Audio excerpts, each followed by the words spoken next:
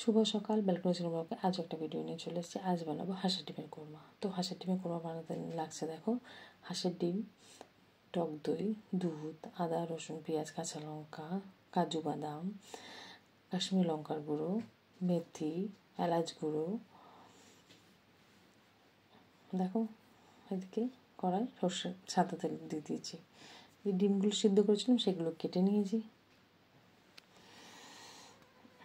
দিয়ে গোলমরিচ আর নুন দিয়ে দিচ্ছি। ঠিক যে দিকটা দিলাম সেদিকটাই উল্টো করে ছাড়বো। এই দেখো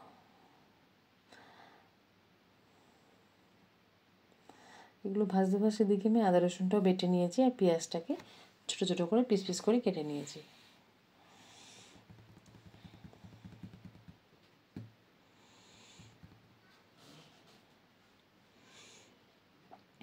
দেখো ডিমগুলো একে একে ভেজে নিচ্ছি, নিয়ে ওর মধ্যেই আমি ওই তেলেতে যেটুকু তেল দিয়েছিলাম, খুব বেশি তেল লাগে না, ওই তেলেতেই পেঁয়াজগুলো আর কাঁচা লঙ্কাটা দিয়ে ভেজে নেবো।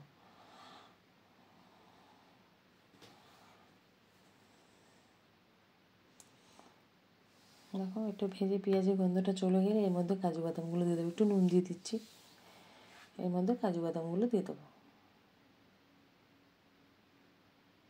এই দেখো দিয়ে দিলাম, দিয়ে একটু জল দিয়ে দেবো, এতে খুব সামান্য জল দেবো একটু সিদ্ধ হওয়ার জন্য। অনেকটা জল দিলে শুকোতে সময় লাগবে, ফলে অল্প জলে দেবে, সিদ্ধ হয়ে যাবে। একটু আস্তে করে করবে, সিদ্ধ হয়ে যাবে। দেখো সিদ্ধ ভেজে নিয়েছি, এবার নামিয়ে নেব।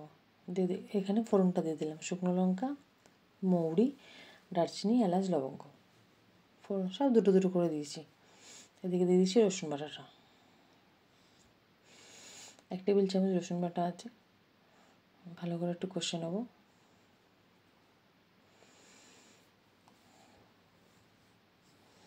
দিয়ে দেবো আদা বাটা 2 টেবিল চামচ,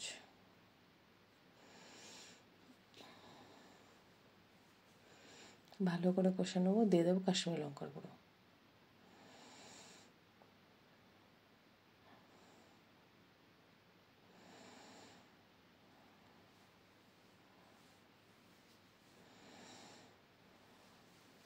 দেখো ভালো করে কষে নিচ্ছি, তেলটা ছেড়ে যাবে।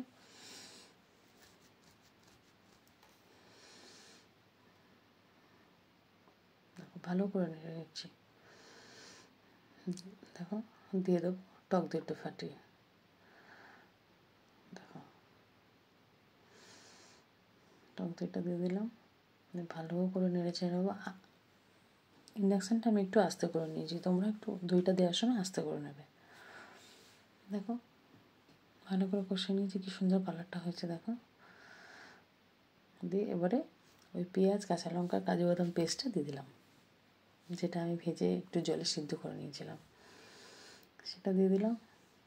বাটি ধোয়া জলটাও একটু দিয়ে দেবো, একটু ভালো করে কষে নিই।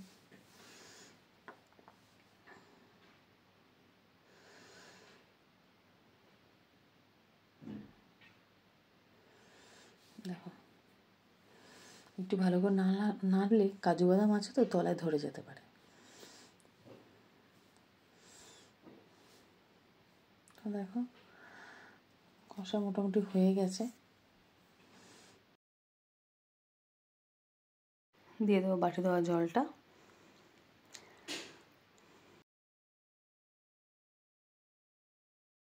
দেখো এবার দিয়ে দেবো দুধটা, দিয়ে দিলাম। আস্তে করে নেড়ে চেড়ে একে একে ডিমগুলো দিয়ে দেবো। দেখো ডিমগুলো দিয়ে দিচ্ছি, একটু ফুটলেই দিয়ে দেবো কসুরি মেথি। আমার এই রান্নাটা ভালো লাগলে লাইক কমেন্ট শেয়ার করো। আবার পরে নতুন ভিডিও নিয়ে আসছি তোমাদের সামনে।